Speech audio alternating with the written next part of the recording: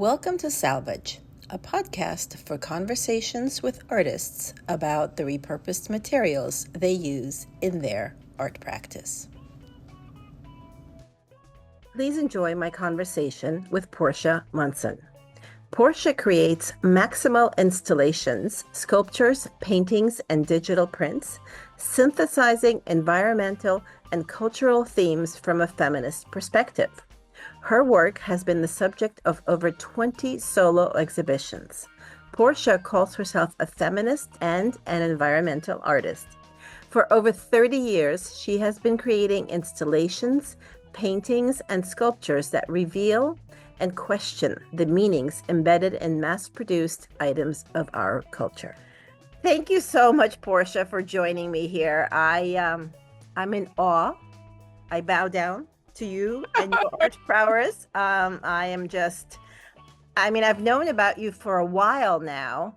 And then I had the distinct pleasure of visiting the Sex Museum to see your beautiful pink installation. And you were the only reason I ever wanted to go to the Sex Museum.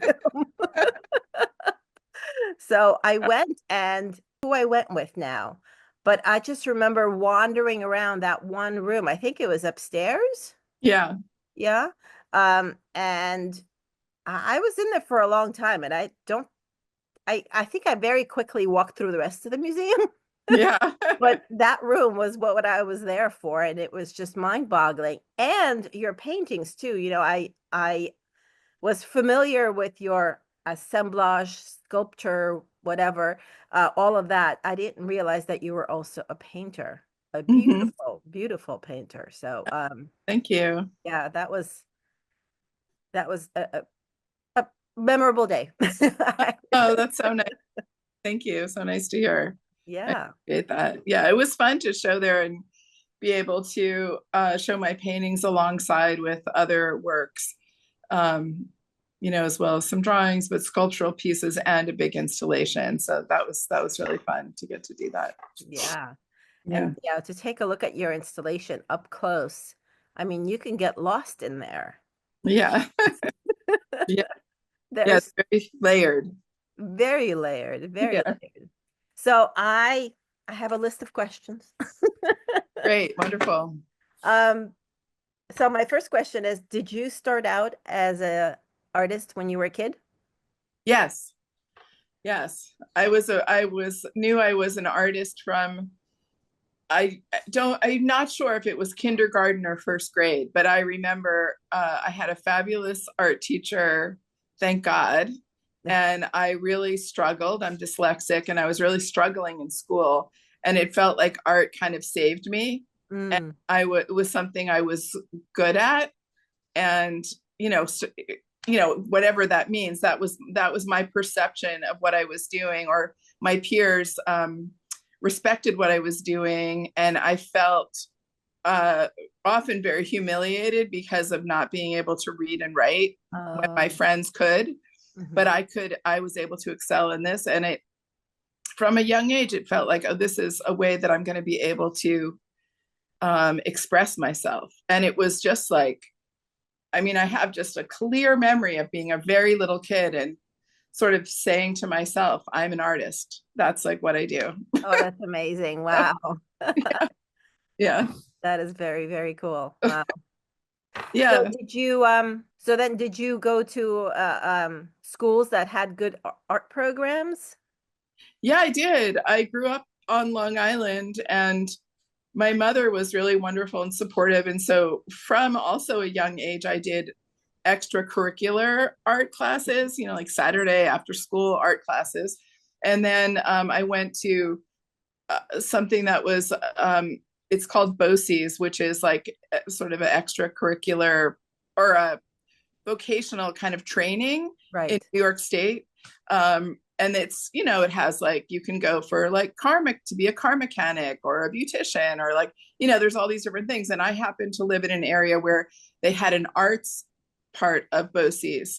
And so for, I think, maybe 11th and 12th grade, I would go half day to an art program. Oh, wow. Like I go to like morning regular high school, and then half day like art high school, Oh, wow. That's which, amazing. which was kind of great. And then I did, like summer programs, I would do art. And then I remember also on my 18th birthday, it was like a dream come true. It was the day that I got my acceptance into Cooper Union. And I was like, yes, that's where I'm going to go. That's what I'm going to do. That's amazing. And I bet it was, I mean, it's one of the most esteemed art schools in New York, if not the whole country. And I think it's only recently that it began to be a paid school. Like it was free for decades. Is that Yeah, it right? was free. And they're working on getting it back to free again. Oh, good, I, good. I think like this year or next year, seniors are going to be free. They're kind of working on getting that back. Oh, that's wonderful. A friend of Yeah. mine went, a classmate of mine from high school went there, and I just remember being insanely jealous. I mean, I never even applied, but I was still Right. insanely jealous that she got Right. to go there. Right. Yeah, no, it was a wonderful experience for me. And I was introduced to a lot of important artists who had a much more sort of conceptual and broader view of art in relation to a bigger world, Mm. um, which was important, I think, for my work. It's And good. what kind of art did you concentrate on in Cooper Union? Well, I was always from the start a painter, Mm. so I was doing painting, and I had a good group of friends and the right kind of impetus to realize that to take to take classes from interesting professors. Hmm. So I wasn't I wasn't just staying in my lane. Like I wasn't just being a painter. I was if there was an interesting class that was taught by filmmaker or sculptor or whatever. So I took lots of different kinds of classes, and they didn't make you specialize. You didn't Oh, have really? yeah you didn't have to proclaim like I'm doing. And that same I did the same thing in graduate school, which was wonderful to like not have to decide, so that I was able to work in lots of different ways. And was graduate school through Cooper Union as well? No, I took a few years off and I went to Rutgers. Ah, okay. Yeah, which was and part of why I chose that school was because of who was teaching there. And I liked that there were more women instructors, and it has a basis in it was started by Fluxus artists, and so it just felt very open, as opposed to at the time that I was applying a place like Yale, which has always been a very prestigious and important art school. At that time, it felt, because I witnessed friends going through that program, it felt much more kind of restrictive. Oh. Like you had to be a painter or a sculptor. And I also felt that my more sort of feminist leanings might be a little bit more critiqued, and I didn't really want to go into a situation like that. But Oh. so Rutgers was much more, it felt to me more open, more free. Oh, Yeah. that's great. That's actually quite impressive that you realized that there would be boundaries put upon you that you didn't want to have at such a young age.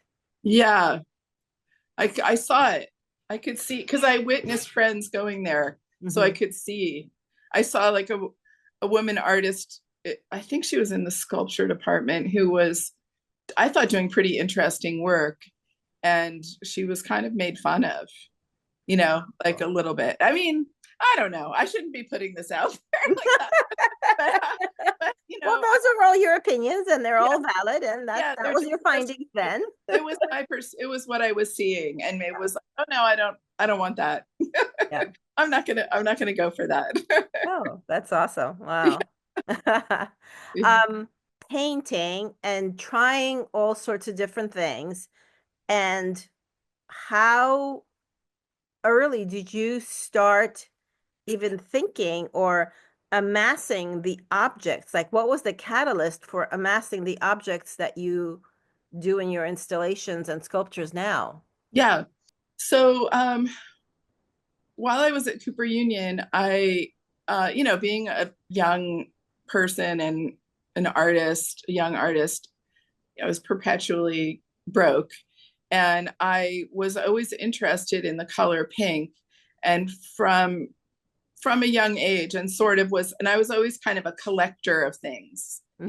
I'd like collect, like many people are, like collecting little things.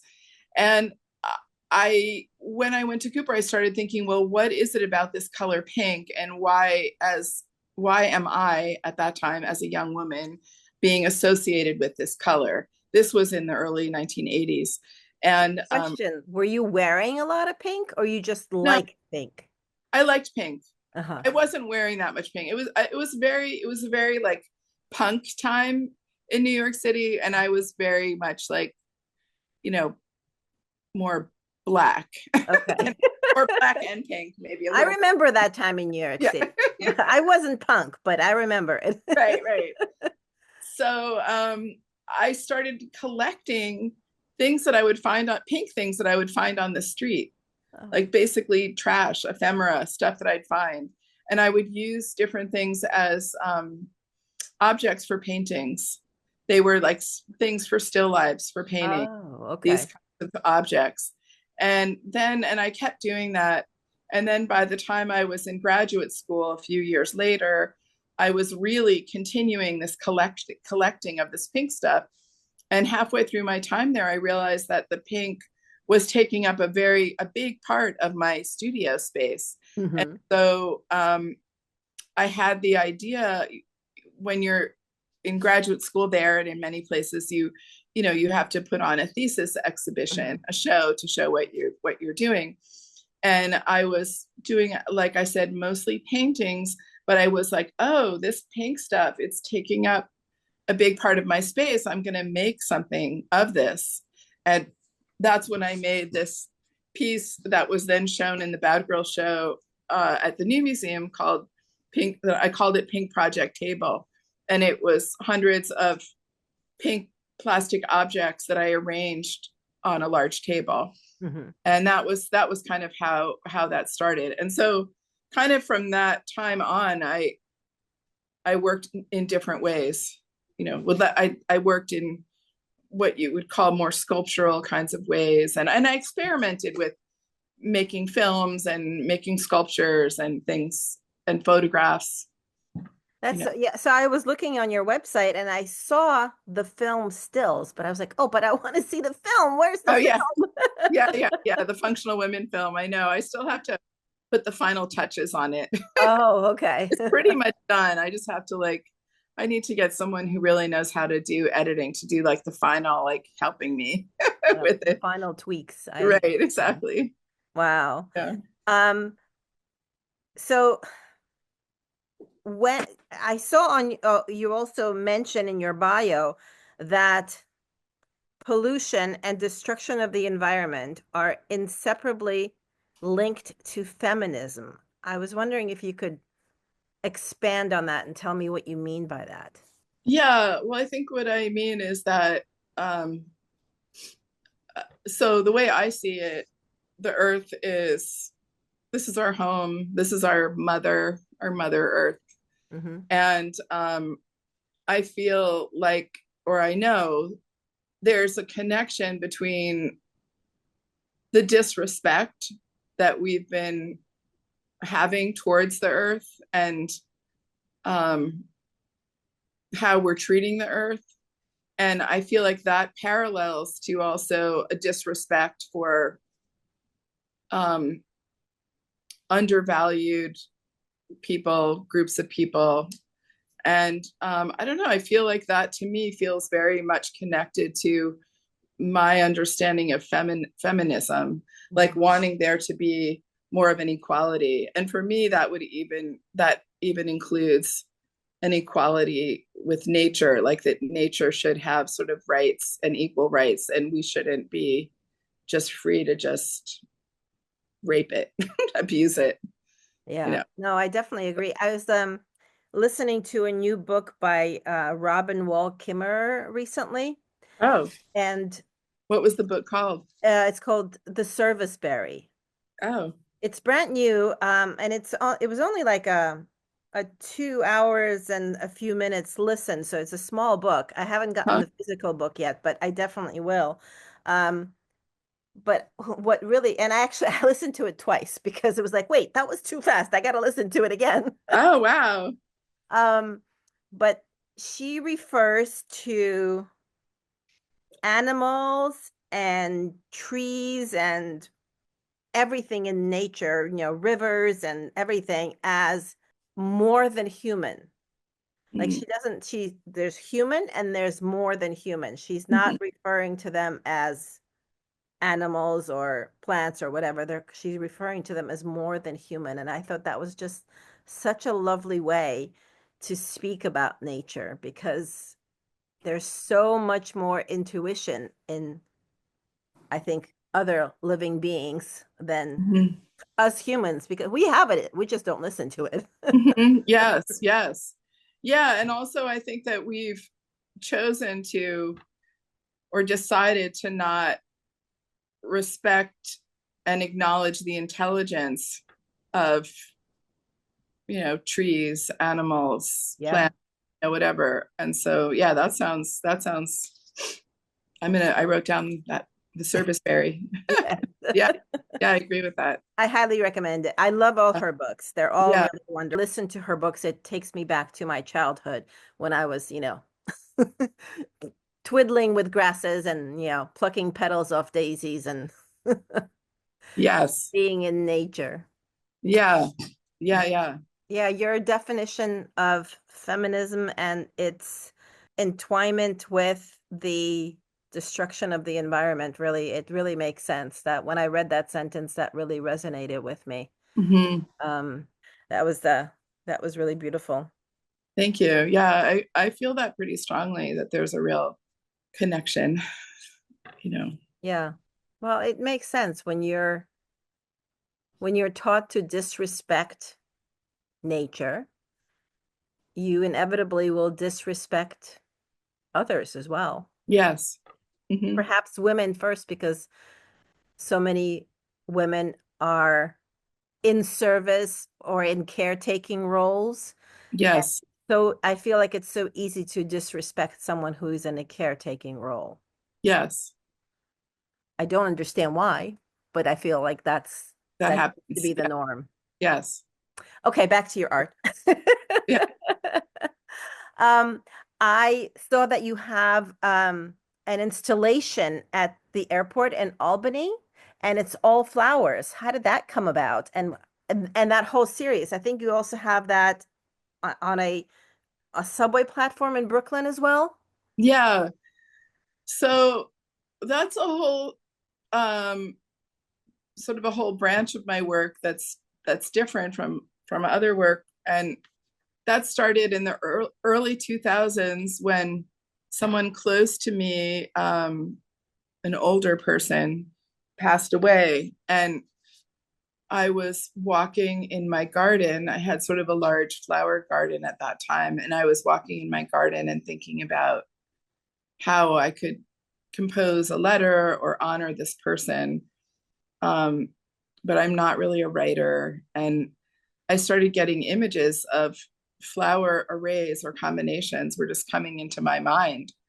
And I had recently gotten a 3-in-1 scanner, printer, copier, a cheap thing. It was the early 2000s. And I just started picking flowers and making these images that had come into my mind by laying them out on the scanner bed. Uh-huh. And I started making them. And I also, leading up to that time, I had been keeping a journal of all the roadkill I was seeing. I was sort of like writing down like how many the day and how many squirrels, how many raccoons, how many different deer, how many animals I was seeing on Oh the my side of goodness. the road that had been hit.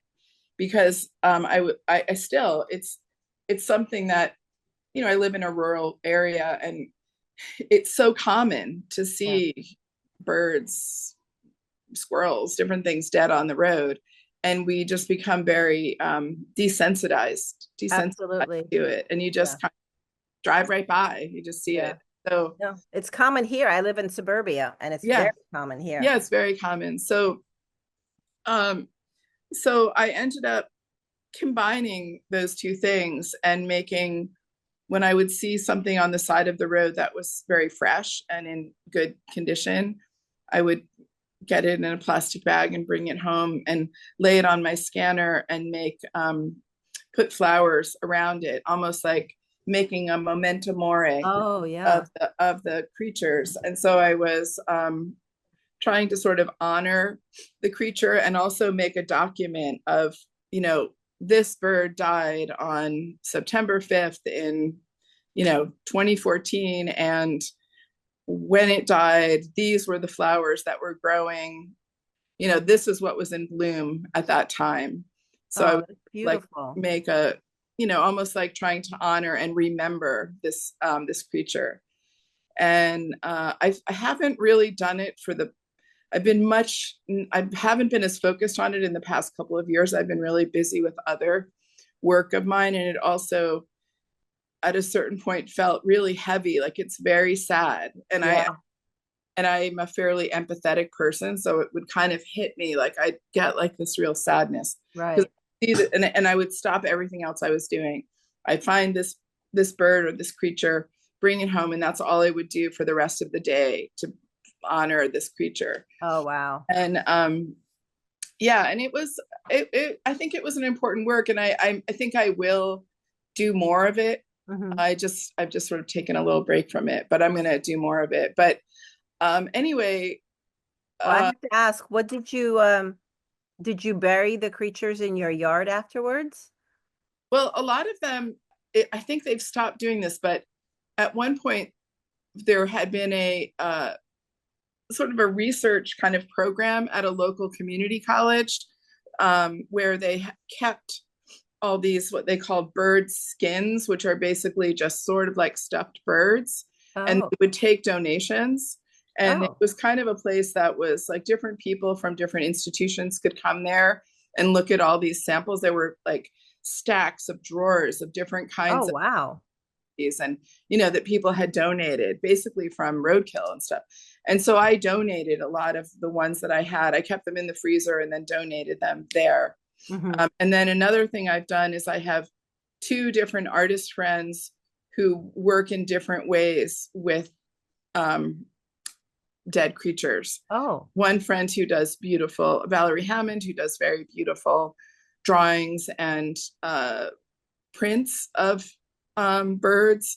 And then another friend, Tanya Marcuse, who does these gorgeous photographs, these constructed large photographs that she incorporates, sometimes incorporates like dead birds and stuff. And so, or other creatures. So so those are the three places that I've done it. But otherwise, if I don't do that, then then I'll bury them. Or sometimes like I had a fox that I did, and that one I just took it way out into the woods and laid it out and uh-huh. you know, let nature take it. Right, right. Yeah, Yeah. that makes sense. Hmm. Yeah. Wow, that's really, that's beautiful. Yeah. So the Albany airport, the curator of the airport was familiar with my work, and they do kind of a wonderful thing there where they try to exhibit artists that are within, I forget, 60 miles or something of the airport. Hmm. And they have a regular exhibition program and commission artists to do some things and have rotating exhibitions. Oh, And wonderful. that's how that work came about, showing there. And of course, being an airport or also in the subway, they don't want anything sad like the birds. Yeah, just only flowers. Right. So those for those things it's just flowers. Yeah. No, they're beautiful and kaleidoscopic. Were you flattening or drying the flowers first or just scanning them fresh? Yeah, I would just lay them right out on the scanner bed, just fresh. Yeah, they're beautiful. And I would make the arrangements. I was doing very little altering them with the computer. You know, I wasn't duplicating them or anything. I was just kind of creating you know, these arrays. So so on the scanner bed, you'd use the flowers in one arrangement, take the scan, and then rearrange them in a different way and take another scan? Sometimes I would do that, but I mean, I'd pretty much have a focus on in one day. Like these are the flowers. This is the kind of thing I'm going to do on this day, and that's what Mhm. I would work on. So there's something very kaleidoscopic about those arrangements in Albany in the subway. Was that an inspiration anyway? That's more, that probably partly just comes out of my art training, like in art school, taking color theory or design classes, or what happens when you put this color next to that color, or so I think that just all that's what that came out of. Uh-huh. And it really just was so what I would do is I would choose a flower that I'd want to be the center flower Hmm. of the mandala, and I would put that flower down, um, and then decide to kind of work off of that. But generally, I would go and like walk around, see what was blooming, see what I would think would come together to make something interesting, and then do that. And I also, when I was describing the first ones when someone had passed away and the images came to me, I was really thinking about sort of the I was kind of thinking about the equality of all life, kind of going back to what we were saying before, and like that our lives, like each one of us could be like a flower, but a flower's life is just faster than our life. I mean, Right. our lives are incredibly fast too. Our lives are much faster than a rock, or than a river, or than the life of a mountain, or even a lot of trees. And so I was kind of thinking like, well, flowers are incredibly beautiful, and they start as a bud, and then they open up, and then they also like die. And so I was so those mandalas I was kind of in some way equating with, they could be equated with a human life, or not, but Yeah, sure. yeah. You can take that in many directions. Right.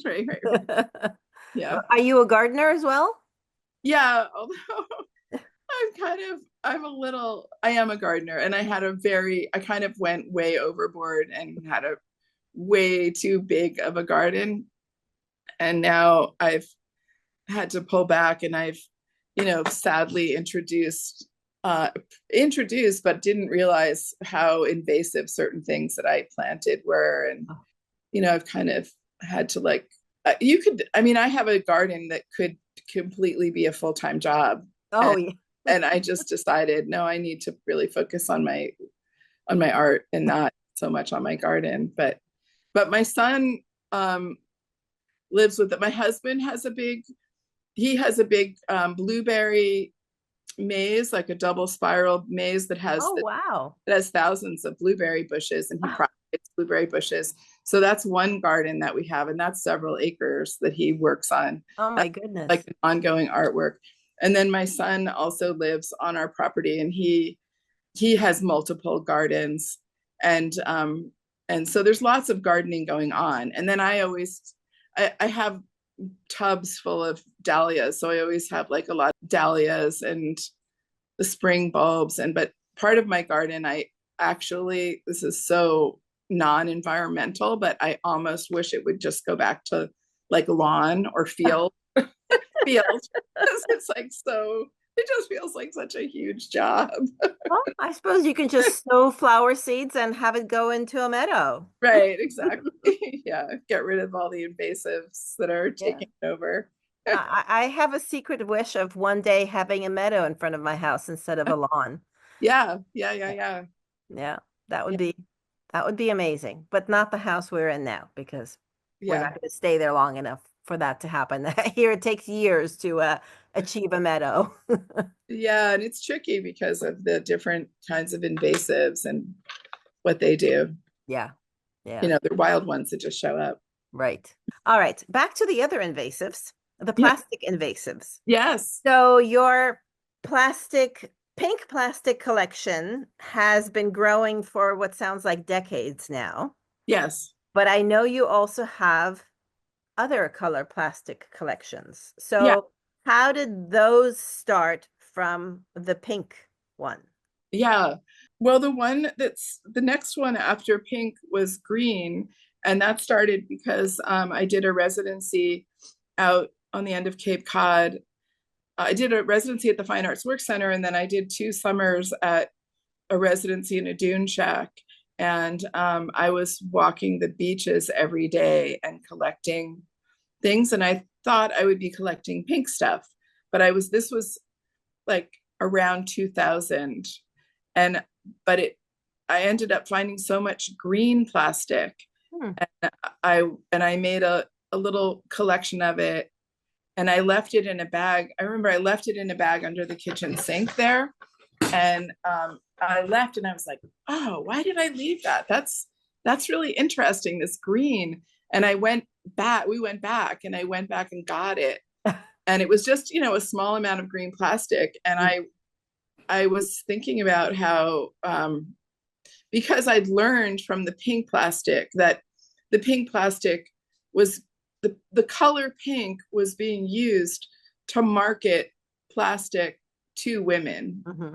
And because of the kinds of categories of things that came in pink plastic, there were beauty products, things for dogs, sex toys, cleaning products. Like, it was a very, very toys for little girls. Like, it was a very specific, closed kind of group of things. Yeah. And occasionally you might get like, car polish, but there weren't like male things. Yeah, I remember when my first daughter was born, there were gifts that would come in, and they would be pink princess gifts, and I would be tried. So I was I can't say I was appalled, but I was displeased. I don't even know what word. Like, I was like, no, don't give these to my kid. Like, I don't want her to think she's a pink princess. Yeah. I want her to be other things. And I would try to squirrel away and like disappear the pink princess gifts. Yeah. Couldn't. There were so many of them and they kept coming. Yeah. So that was it's true. It's totally true. And it's really interesting. And so I learned from observing all of this pink stuff.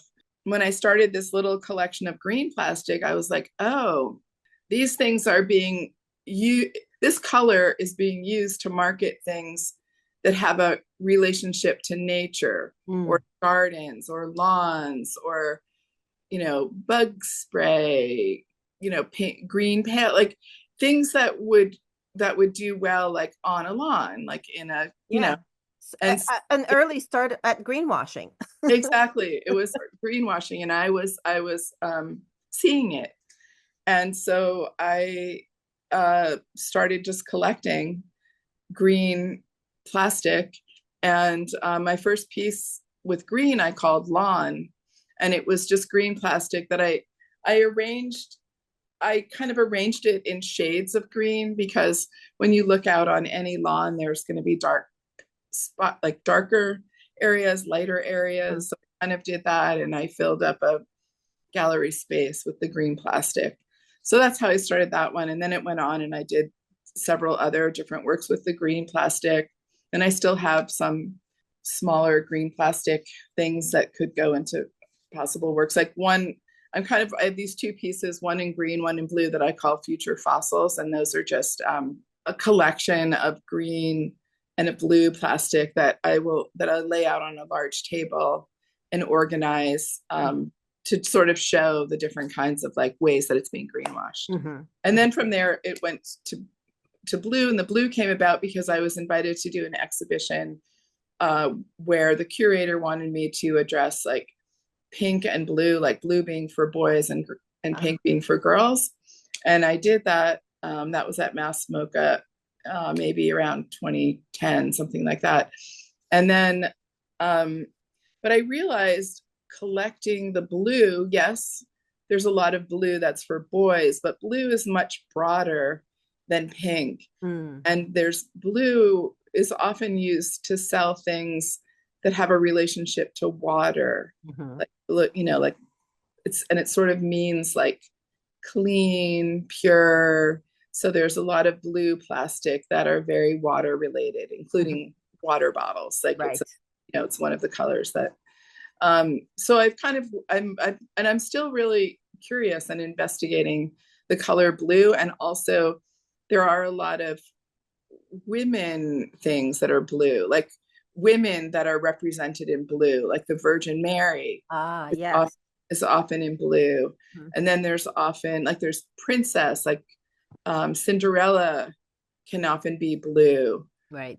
Different princesses that can be, and then there's Southern belles with the big skirts, and often those are in blue. And so I'm kind of like thinking about and working on, I'm kind of toying with this possibility of doing another room, not as big as the pink bedroom, but some kind of a room that it would be all blue, and it would be very like female water, but also thinking about pollution, like the floor, some aspect of it would be all this just gathered detritus that's in blue, Right. and thinking about like what kind of meaning is coming out of that blue detritus.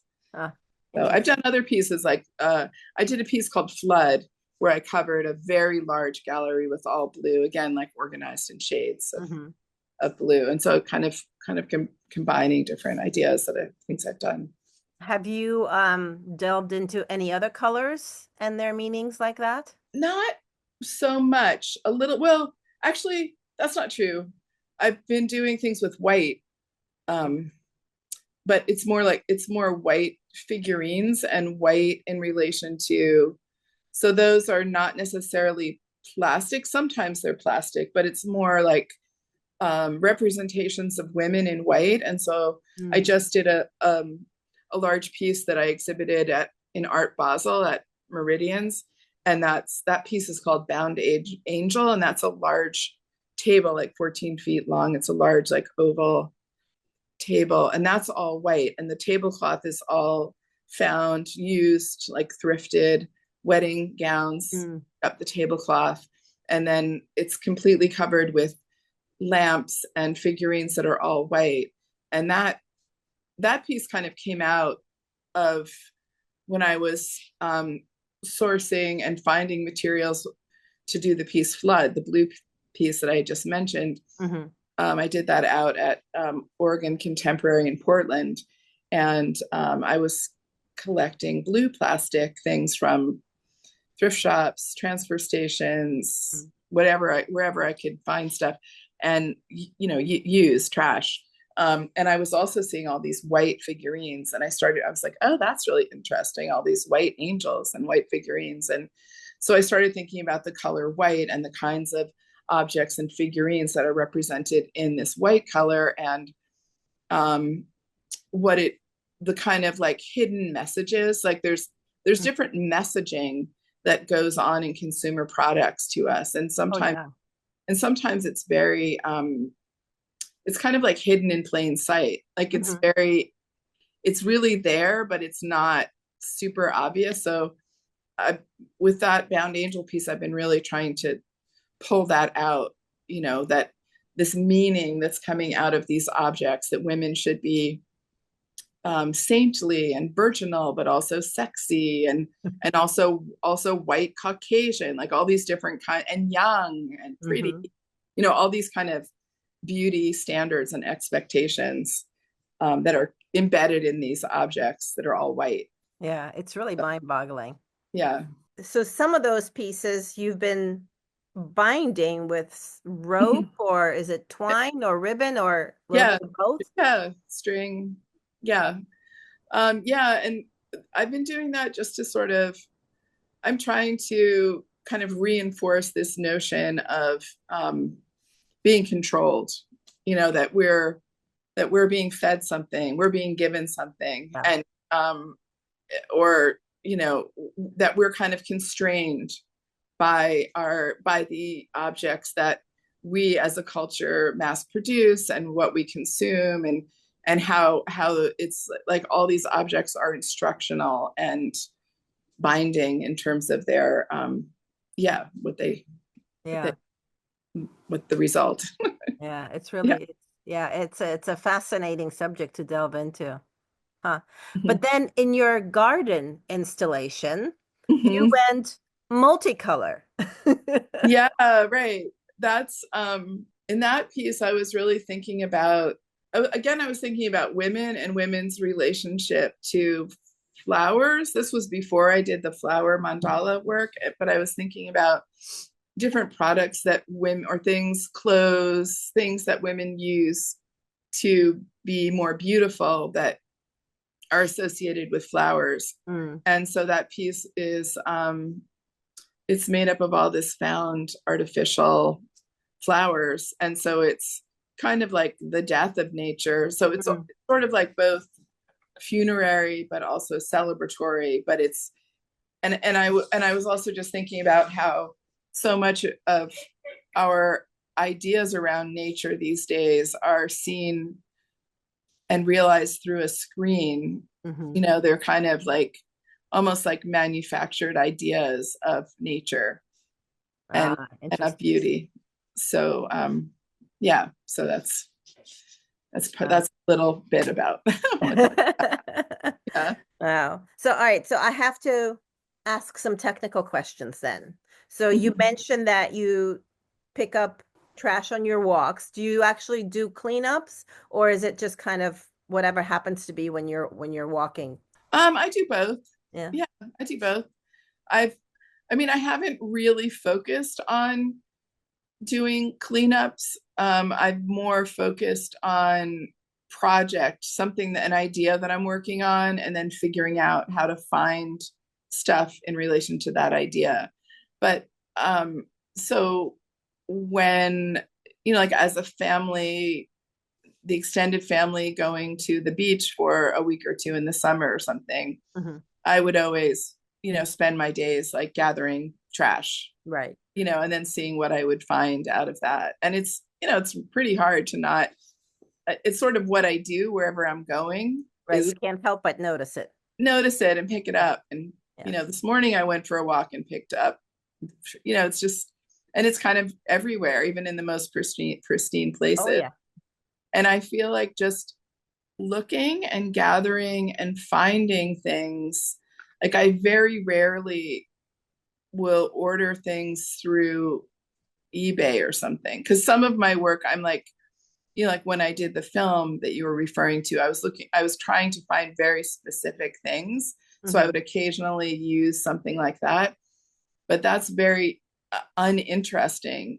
For me, I'd much rather be like finding stuff on the beach, in the woods, or at a yard sale, or in a thrift shop, because you never know what other kinds of detritus and stuff you'll see, and what kinds of ideas will come. Right. So it's like the hunt. Yeah. Yeah. You really like, it's like you're learning something about the culture. Like, oh, this is what people have, and this is what people are getting rid of. So do you like go to specific flea markets throughout the year that you know of, or you just kind of plan it? Sometimes I'll do that, but I almost prefer, like, I just installed the garden again in Lexington, Kentucky, and I went to oversee the installation of that piece, and they own it, so they asked me to come, and I said, well, I'm going to come, but I need to have a car, and I need to have a couple of extra days, because I wanted to go and look at different like thrift stores, or, you know, places that were around there, because there actually can be a little sort of subtle regional differences in things that you'll see places.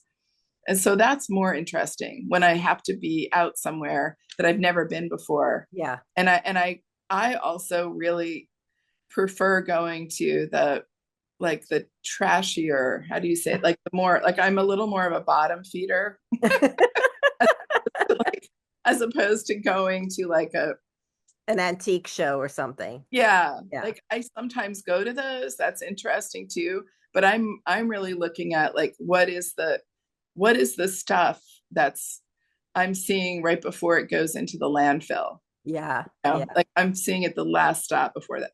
So actually there is a flea market that I do go to like maybe once or twice a month. That's about 45 minutes from where I live. And it's out in a field, and it's like anybody can show up and pay, you know, $25 to open their trunk up, and people go and oh wow. you know, and so that that's pretty great because you get a real range of Yeah.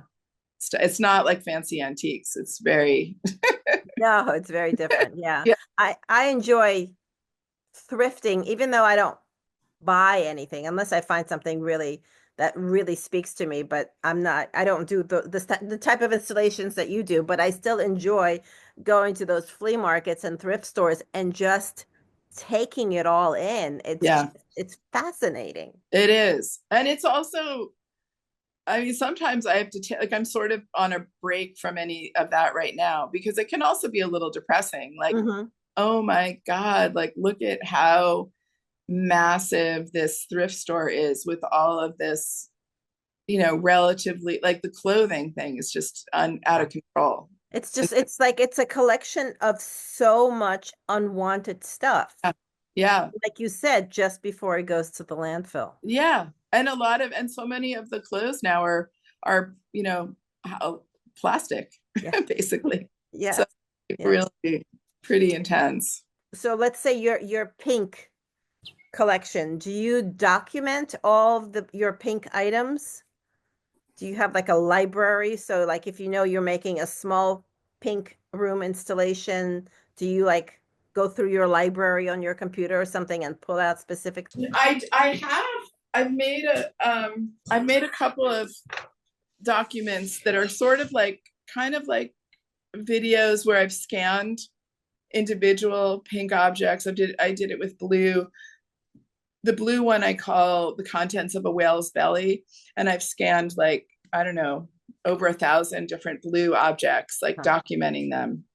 Um, and I've done the same thing with pink things, but I don't really use them in the way you described. That's just like a document of it's like it's like another artwork. Uh-huh. But I have my different. It's like all the stuff I collect and find go into specific works. Ah, okay. So they don't go from one work into another. No, I mean, occasionally, but that's not usually how it goes. Ah, So okay. it's more like everything. Like when the exhibition that we were in together, I Yeah. had pieces in that. One is called Today Will Be Awesome. That was the pink one, and the blue one is called Blue Vanity. And those are like finished contained pieces. Like Ah. all of that stuff stays, you So know, that goes when it's taken apart to travel, it goes into its own container yeah, that's labeled with that title. Oh, right, interesting. right, Okay. exactly. And so right now in my studio, I have one pile that's all pink stuff that hasn't gone into anything. So those are kind of like the parts for what I might need or want to Uh-huh. make. So Gotcha. I have that with some blue stuff. Like I kind of always have, it's almost like having the raw materials, Yeah, yeah.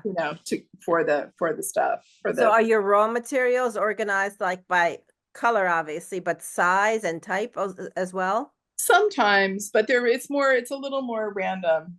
Yeah. It's a little more random. And then depending on what I'm making or doing, I'll draw on those, that pile to make that Uh, yeah. so when we were talking at the plastic culture exhibition, I think I asked you whether you use any adhesives, and you said you don't in your installations. Everything is just placed just so.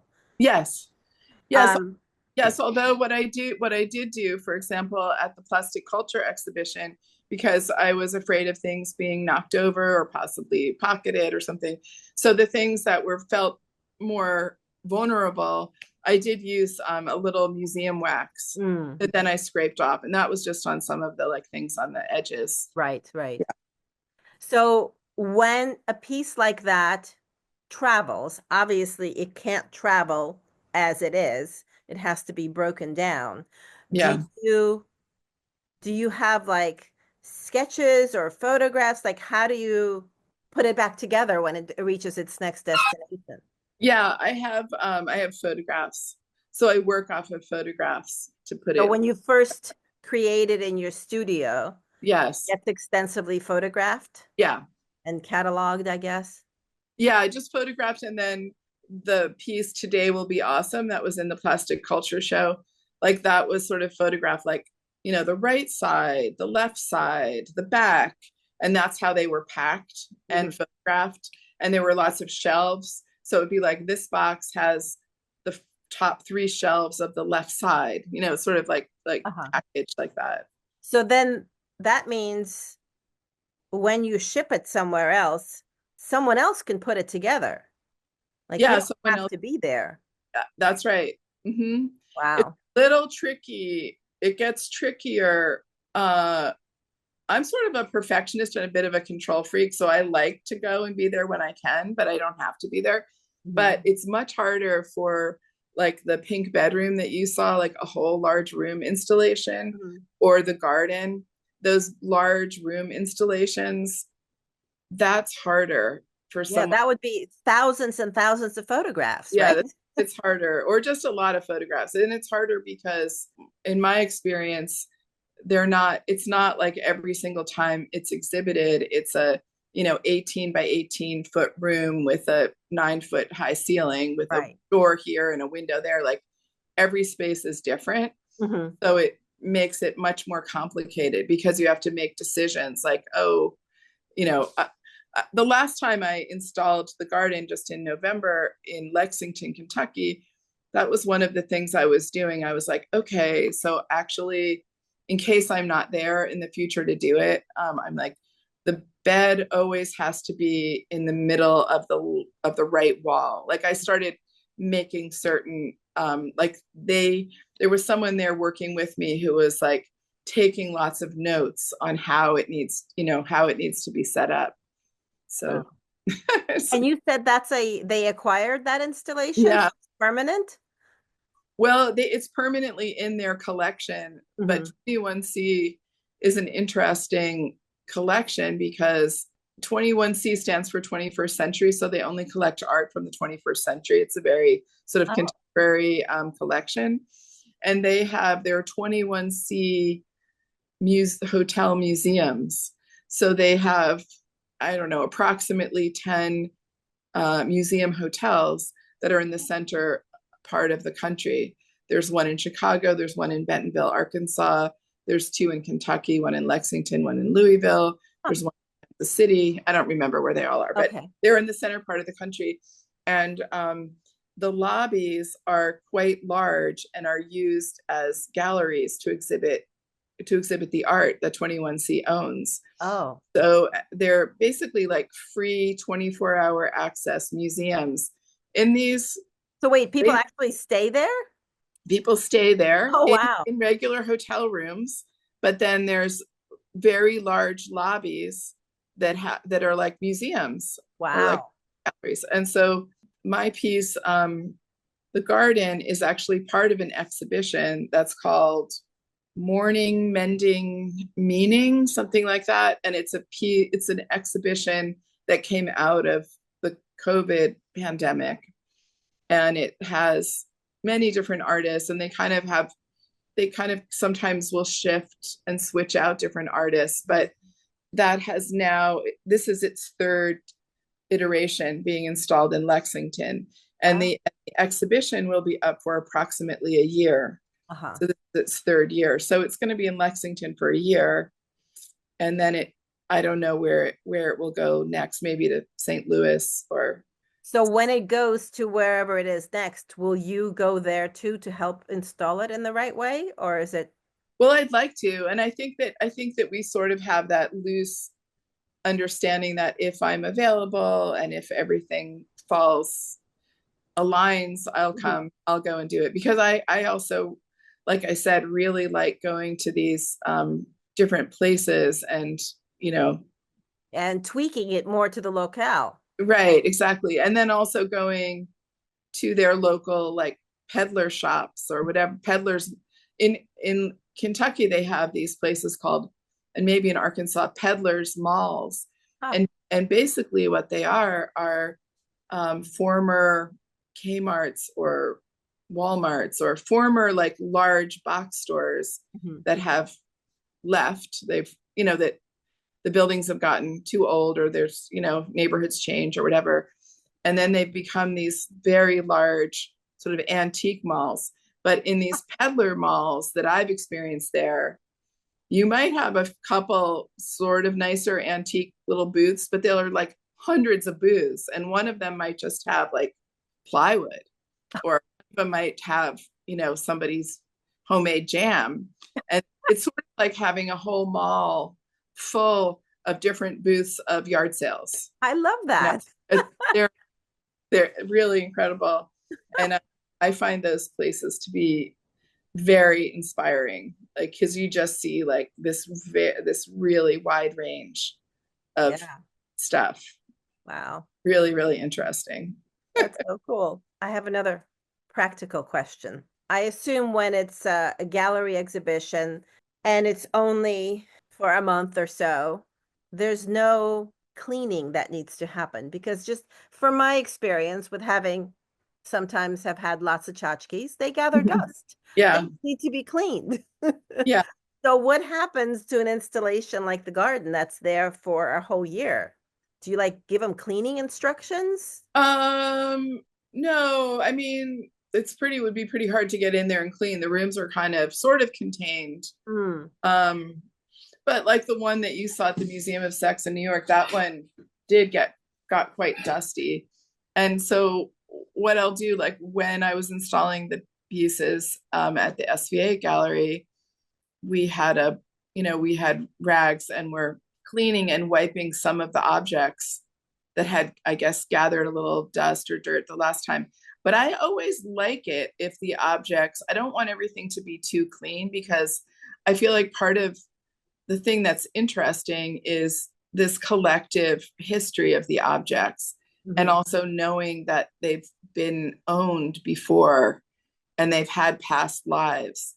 And I feel like that collective energy is an important part of the piece.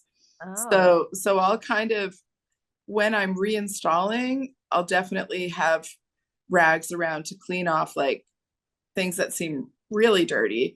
but otherwise it's just part of it. Leave it as be. I love Yeah, that. Uh, yeah, yeah. I remember so I don't know if this is real or not, but I remember, so my parents had their own business and they were dental technicians. Mhm. Um, so it's not a clean business. There's all sorts of dust particles everywhere.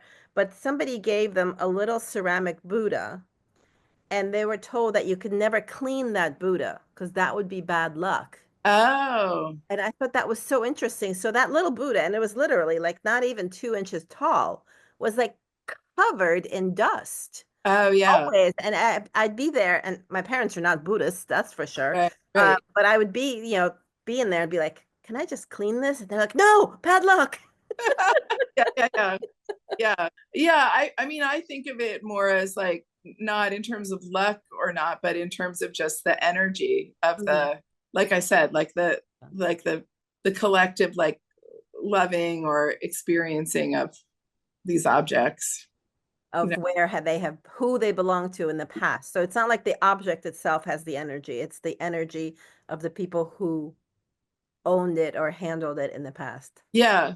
Love Yeah. that. And then I feel like the objects kind of bring that with them. And then for me, what I love about showing some of the work that I show is that there's all these things that I've gathered and collected.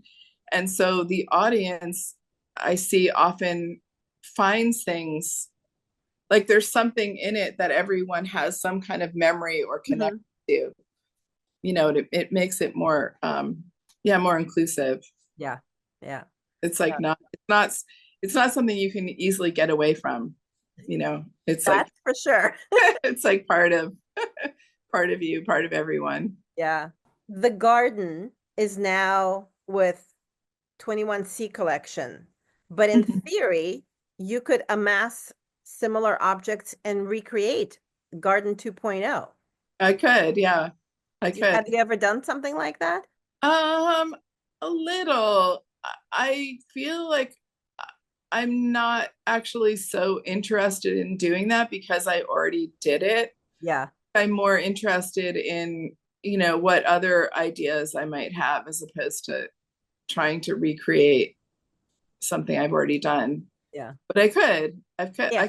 I guess somebody could, commission you to do another garden and Yeah, you could do it, exactly. right? Yeah. Yeah.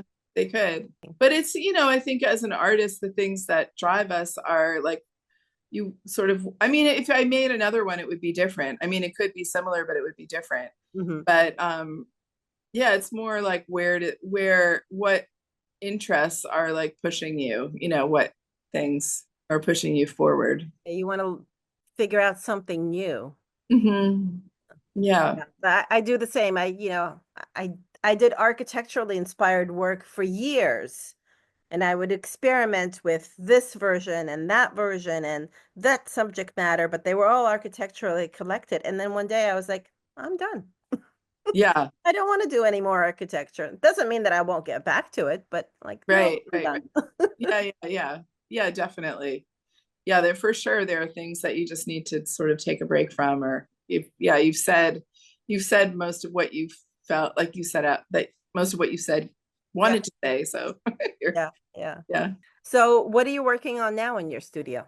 Um, I'm working on paintings. I'm trying to work on paintings and also different bound sculptures and yeah, and thinking about future installations. Like I mentioned, possible blue installation and but I'm trying to have it be a little bit of a quiet time to be sort of I had a very busy fall and I just sort of am now like kind of just assessing and looking and thinking about what I'm going to make. So are you going to just make things because you feel pulled to make them, or do you have specific destinations for things that you're going to be making?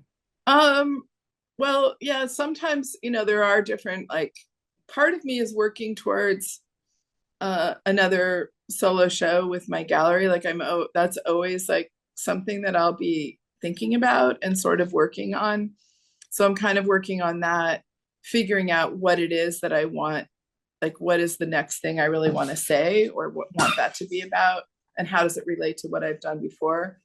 But then there are different exhibitions that you're invited to be part of, and then that gets you thinking about other projects that you want to work on.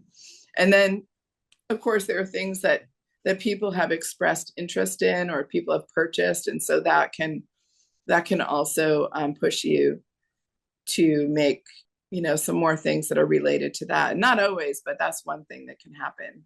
Yeah. you know Yeah.